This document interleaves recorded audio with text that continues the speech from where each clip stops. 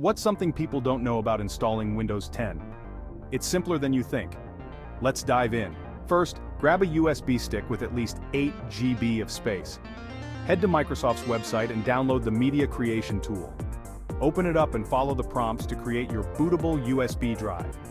Next, restart your computer and enter the BIOS by pressing the setup key, usually F2, F12, or delete. Change the boot order to USB first. Save and restart. When the Windows setup screen appears, select your language and click Install Now. Enter your product key if you have one, or choose I don't have a product key to skip for now. Choose Custom Install, and pick the drive where you want Windows to live.